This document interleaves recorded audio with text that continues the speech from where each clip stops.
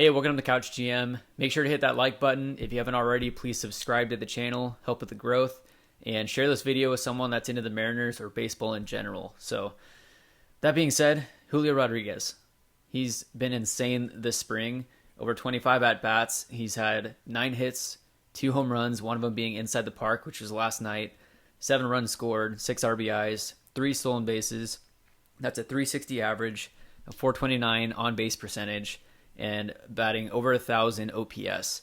He's proven that he is the best player in the Mariners franchise at the moment, and he has to be on the opening day roster, and likely towards the top of the lineup, being in the 1 or 2 spot. A few weeks back, I was guesstimating that he would be in the 5 hole at some point this year, but he needs to be batting 2 right behind Adam Frazier. Adam Frazier gets on base, Julio does something crazy, and the Mariners have a run or 2 within the first few batters of the game. This has to happen. So with a little rant about Julio out of the way, Okay, hold up. While I was editing this, Julio Rodriguez just did this in the spring training game today. Had a great spring. Pitch to Rodriguez. Swing and a fly ball deep into the gap in right center field. Going and goodbye baseball opposite field. Home run off the bat of Julio Rodriguez. Julio's 3rd home run of the spring, and that was a missile onto the berm. It's really just comical now at how well he has been meeting and exceeding all expectations that have been laid forward for him this spring. In today's game, Julio Rodriguez finished 3 for 4 with a home run, a double, 2 runs scored, 2 RBIs, bringing his spring average up to .419. How about it, Jerry? Let's make it official today, huh? It's also worth noting that Jarred Kelenic hit his first home run of the spring today, and if he can perform like he did in September of last year, this outfield is going to be fun to watch. So with a little rant about Julio out of the way, let's get into the Mariners' projections or preview for 2022.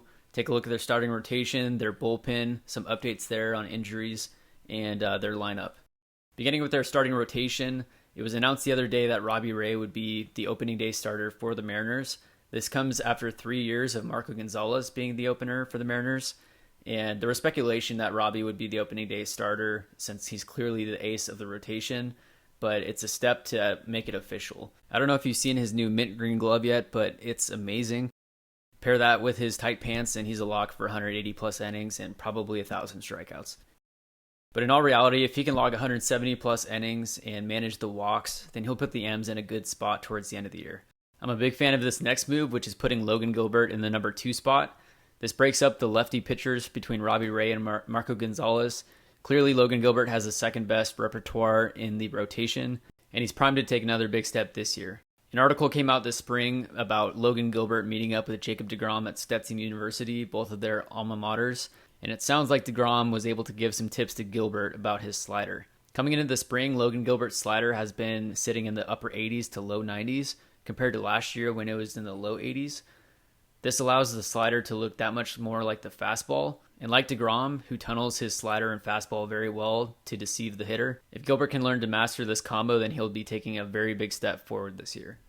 And add that to the fact that he's 6'6" and has one of the furthest extensions to home plate, which means that his fastball, which typically sits around 95 to 97 plus, to the hitter looks like it's coming in at 100 plus.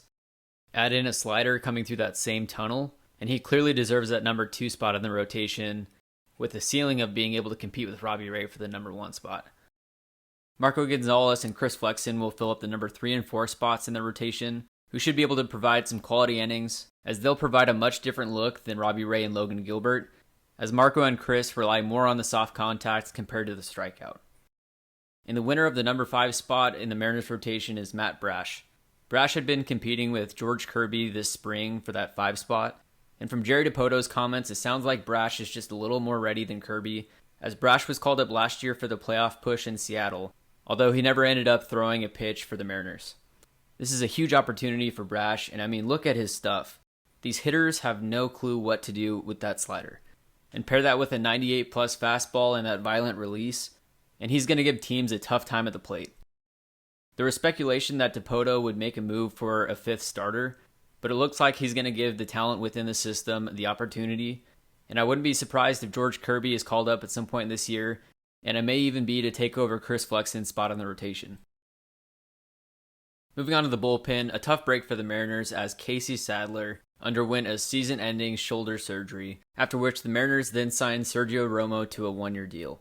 Romo has postseason experience and has won 3 World Series with the Giants in the past, so he should be able to bring good vibes to the clubhouse as well as being able to pitch out of tough spots.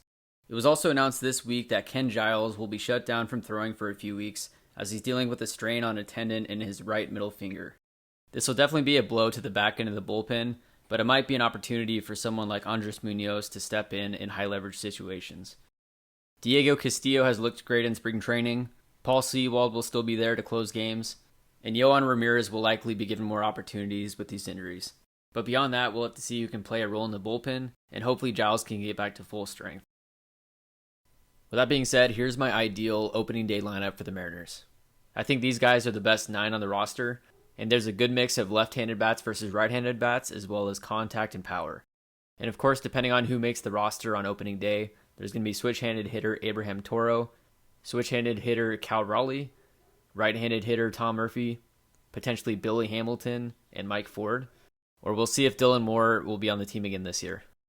So if this is how the lineup looks on opening day, I feel the Mariners have a good shot at winning 85-plus games, potentially 90.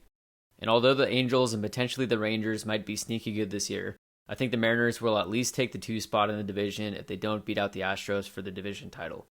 But since I'm a Mariners fan and on paper they do have a good shot at winning the AL West, I'll of course say that the Mariners are going to win the AL West this year and break their 20-year playoff drought. It's going to be a fun year for Mariner fans, and I hope to see it at the ballpark.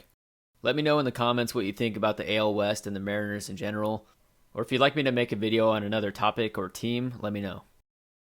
Thank you for watching. Please make sure to like, share, subscribe, and we'll see you next time.